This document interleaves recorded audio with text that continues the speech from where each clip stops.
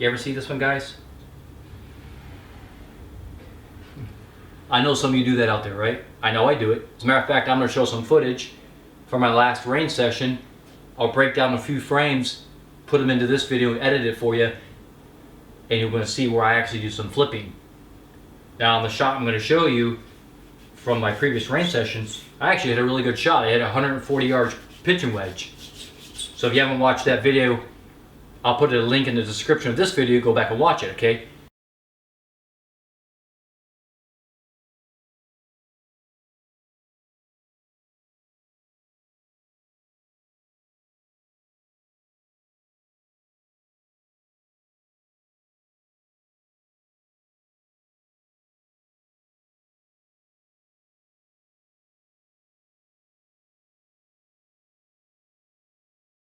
Really good range session with the pitching wedge.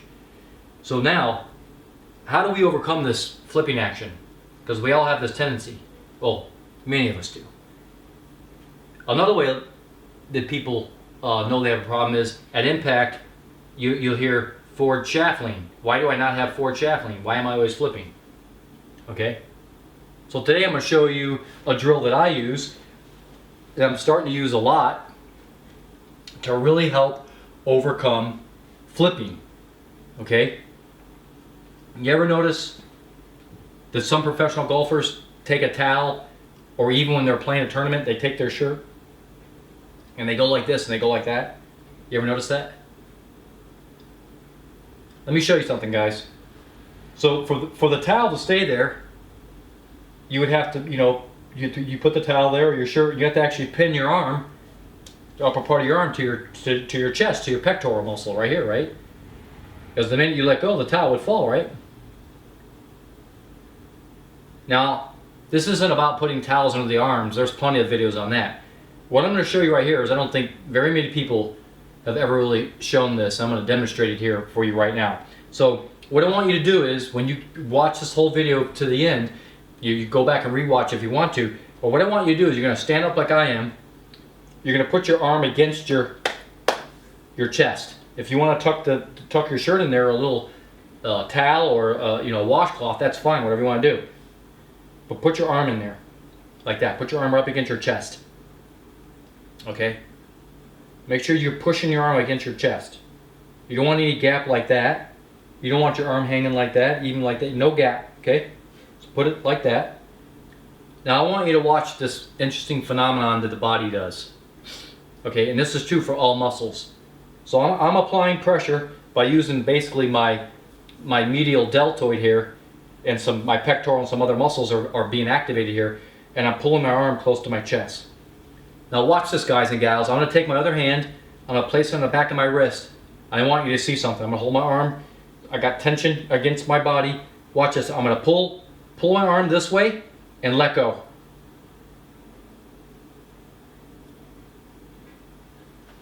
I'll look at this way. So some of you may be thinking, what the heck is he doing?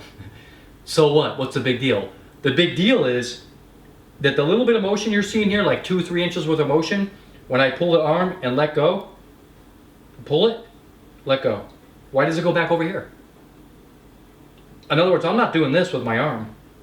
I'm not actively, consciously moving my arm like that, guys. I'm applying pressure with my muscles, pull and let go, pull and let go. So the muscles have what's called elasticity. Okay? Our body's a little bit flexible. Muscles will stretch and then contract. Stretch and contract. So this little motion right here, I want you to get up. If you can do this, and everybody can do this, okay? Stand up what you're doing right now. Even pause the video. Just stand up, apply pressure to the side of your chest, kind of firm. You gotta be firm with it, okay? It's gonna take a little bit of energy, but you can do it. Put your other hand behind your wrist, pull and let go. If your arm isn't bouncing back, you're not applying enough pressure. Apply more pressure. Should bounce back. Okay, so why is that a big deal? Because if you can get that principle right there, then you're going to understand this next part. Watch this. I'm going to apply pressure like I did before. Okay, and this time I'm going to rotate just my hips and a little bit of my chest that way.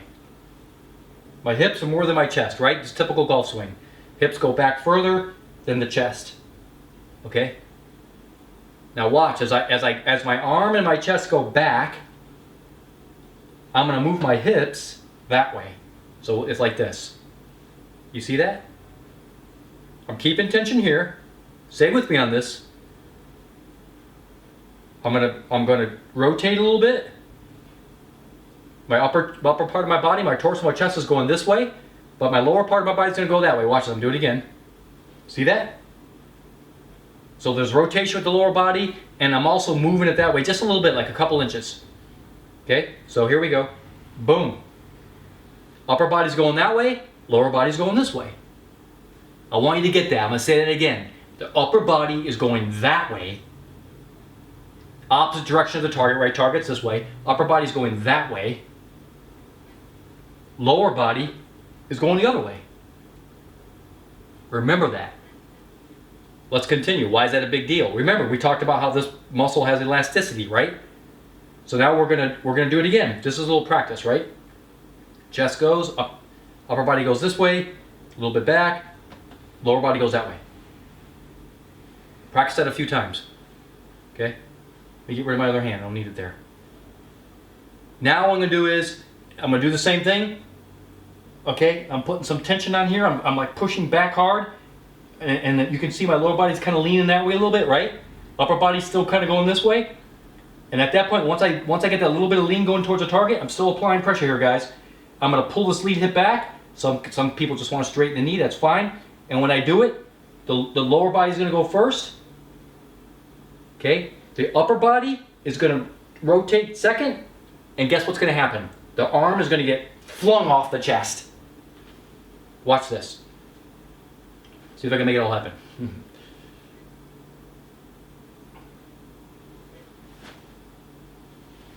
Did you see that? I'll do it again.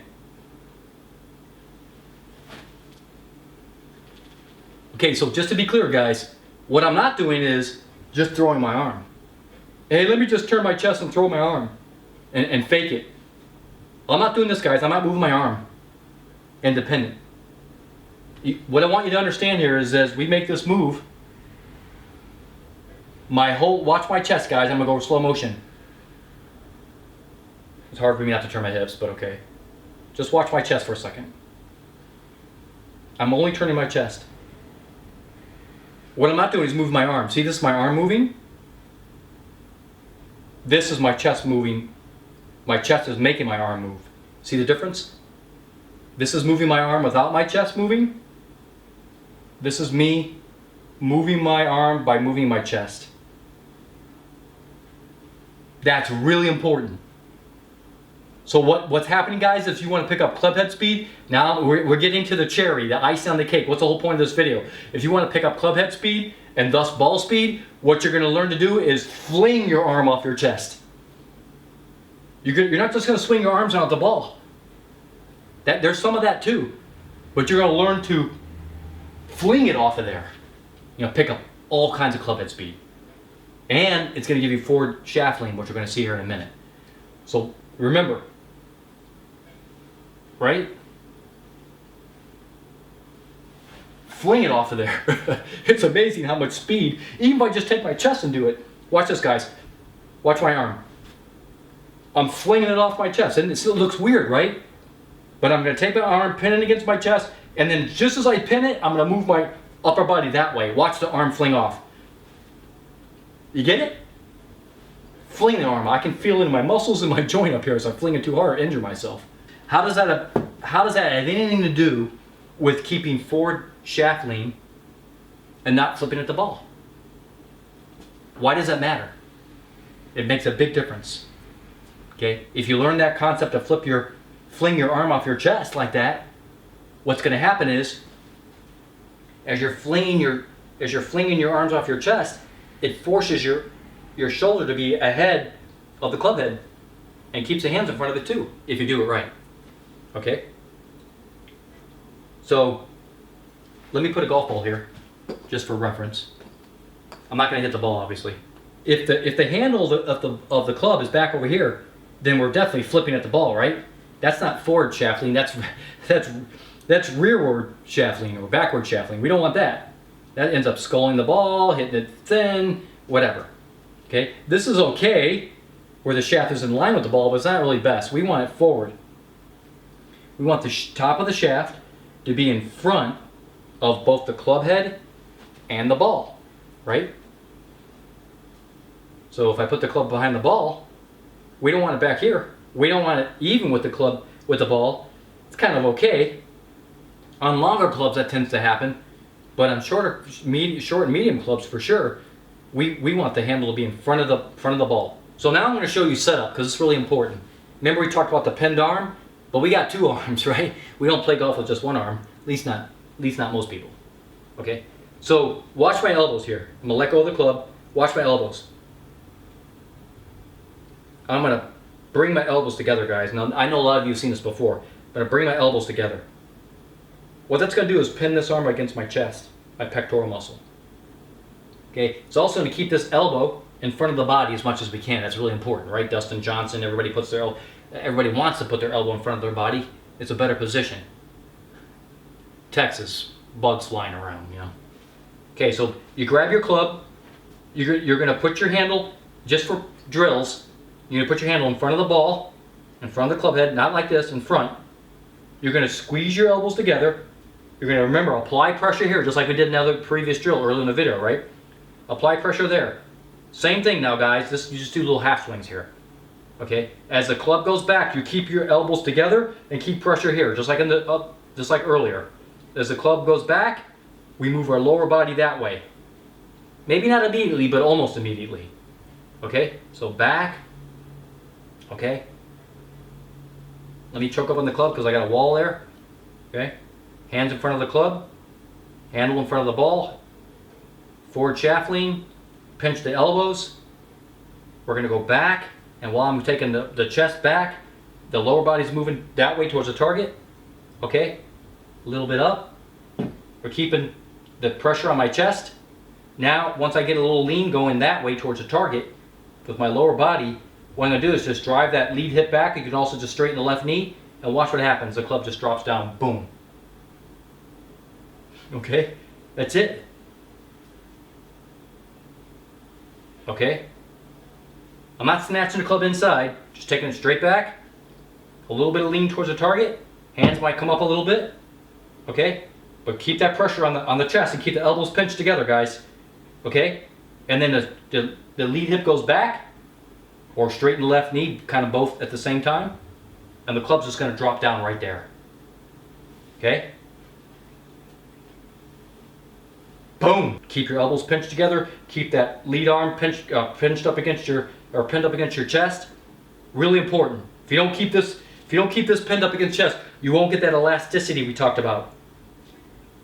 You won't get that little springboard effect that your arm off the chest, and you'll end up flipping at the ball because the arms will become disconnected from the body, and you'll just use your arm swinging like a pendulum, and you'll flip with your wrists.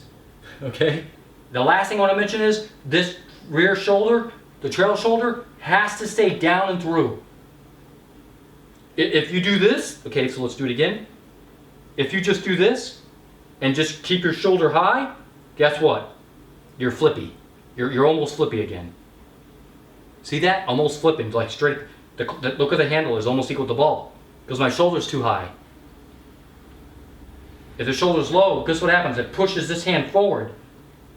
If this rear shoulder's high, it's going to drag, straighten my right arm, and pull the shaft up. See that? See it? If I dip the shoulder, it pushes my arm forward.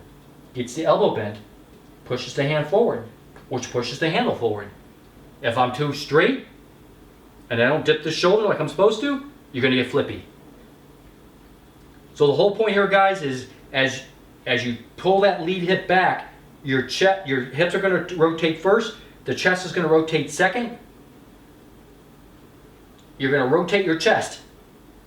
In fact, I recommend when you first do this drill, just rotate the chest. Just get used to moving your chest. Your arms will only move because your chest is moving. No swinging independently. This is me moving my arms without my chest or my upper torso. This is me moving the club with my chest. My arms are only responding because they're moving with the chest. They're moving with the upper torso. Practice that. And get used to only moving the club with your chest. Then after a while, when you get really good at that, you're going to blend in a little bit of late arms moving away from the chest, but late in the swing. Don't do that yet.